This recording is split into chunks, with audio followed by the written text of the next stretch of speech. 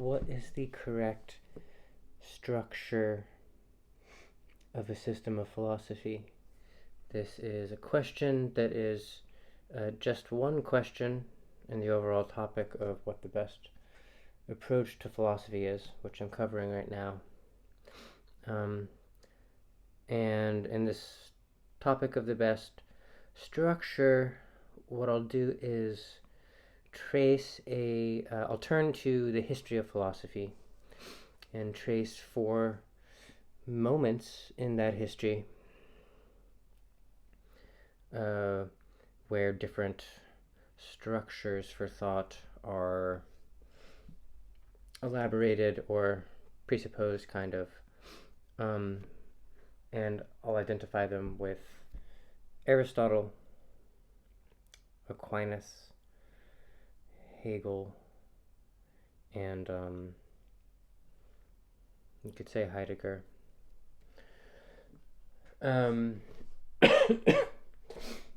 So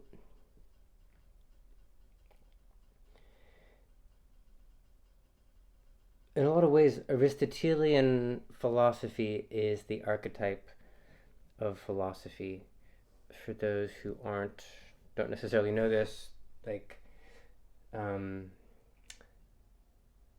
Plato did not write a series of, abstract texts that were sort of, organized by topic. They were dialogues, and Socrates didn't write at all. And the pre-Socratics and other, the Egyptians and Zoroastrians wrote in a much more kind of poetic, obscure style. But it was Aristotle who laid out a kind of progression for philosophy, where, say, you start with logic in the categories, which is sort of, for him, that meant what rules for thinking guarantee that the thought is true. So syllogistic logic. Since then, logic has blossomed into a very complex discipline of its own, which is kind of taken over by mathematics. And that's one of the sort of interesting things, or what a difficulty of this question is, that logic began as just sort of a prolegomena, or a useful tool. How are we going to do this? Okay, logic. But then now it's actually a whole domain, and so, well, how do you even do logic? What is logic even? But anyway, roughly it's if you have your logic, then you can talk about physics. And for Aristotle, that was especially devoted to his theory of causality. These four types of causes, and but a whole conception of sort of the world where God is kind of the prime mover, and then the planets are actually kind of these celestial movers, and then the world has objects kind of have desires to go in certain directions, and that physics, like logic, physics has of course been discharged into a different domain now. Now we have experimental physics, though Aristotle's physics is still really useful, even though it doesn't apply to the domain that we thought it did. A little bit similar to the chakra system in Indian philosophy, where they thought that their biology, chakras were physically really there or whatever. And anyway, I'm digressing, but and then psychology, the theory of the soul, which is kind of a special case of physics, and then you get to conception of sort of the human soul, which is a rational being that can actually kind of get outside of the physical and contemplate the forms of nature. And then you have human beings as defined in psychology, and then you can do ethics and politics. I guess maybe ethics first, and then politics. And that's all based on man's rational nature. And so, so if you are interested in politics or something, you would sort of compute your account of like what should be done, kind of at the end of this very long abstract journey through a system of philosophy. And so this way of doing philosophy, so Aristotle was Alexander's teacher, and then Alexander started the Greek Empire, and that kind of became the Roman Empire, and so like this is like the foundation of like Hellenic, Western whatever culture, and this way of doing philosophy, there are all these variations of it. Aristotle's work went in more in the Islamic world at first, and then Plato's work was kind of interpreted in this formal way, even though Plato didn't write it in that way. And in the Christian world, there were all these sort of Neoplatonic systems that were kind of synthesizing Plato with Pythagoras, and then that joined together, and Aristotle was finally introduced into the Christian world. And so we have someone like Aquinas then, but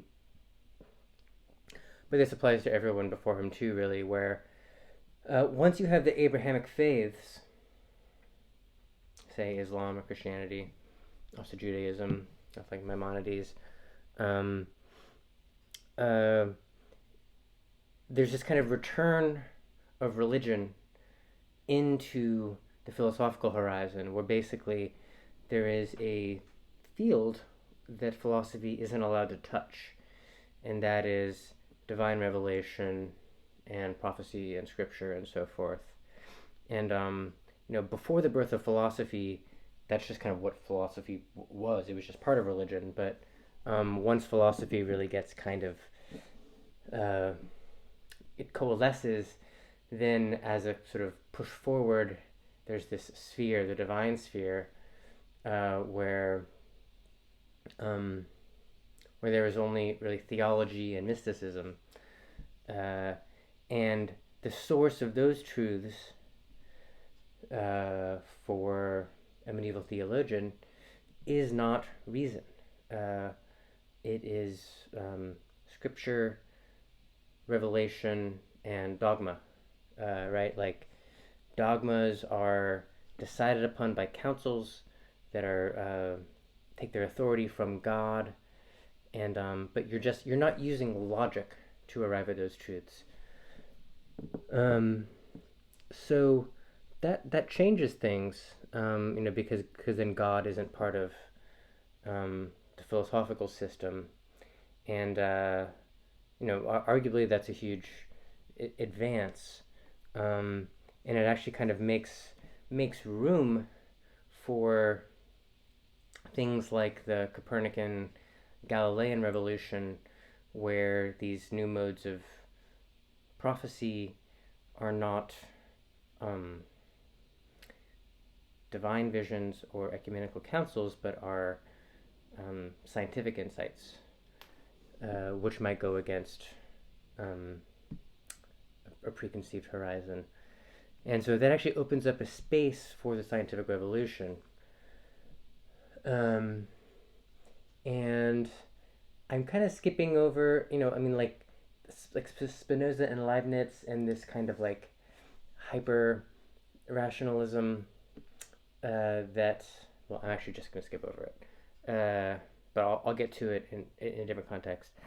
But so the next kind of, I would say, step in the history of the structure of the system of philosophy is Hegel, where basically so you have that space for prophecy opened up by uh, Abrahamic theology, and then you have scientific innovation sort of entering that space, and then with Hegel, um, the logic of the divine mind um, gets kind of uh, reappropriated into philosophy, um, and I guess the real key here is, I mean, it's kind of two things. One is that um, a sort of philosophical decision is made that uh, that realm of prophecy uh, actually can be sort of discursively um, described in a precise way, the way that you would want from philosophy. I kind of like, because if science can kind of do it with formulas, then maybe philosophy can sort of do it after all. Um, but the key, what the way this, the reason this kind of matters and is an innovation is that the dimension of history is introduced into philosophy, which it really never was before, where like the intellectual history of civilization, its sort of political movements, its scientific, artistic development, uh, that gets its own theory. So all of a sudden with Hegel, you have philosophy of all these different topics: philosophy of history, philosophy of art, philosophy of religion, philosophy of science, and that includes a kind of an account where, like in principle, you survey like the history of different insights in various domains, including philosophy itself, and you see a kind of like divine logic being traced through that, kind of culminating in like a current horizon, and ultimately, I guess, culminating in the sort of hope, the sort of eschatological hope for actually a kind of like the birth, a sort of futurized Aristotelian God that isn't that is, so Aristotle's God and like Plotinus's God, it knows itself, it loves itself, and that's how it that power from God is sort of what supercharges the world, and that is something that is immanentized, where God is not out there loving himself. That will, our world will become that, and that will be absolute knowing. And so, Hegel saw himself as improving upon Christianity, sort of making everything that was implicit from Christianity explicit. Um, uh, but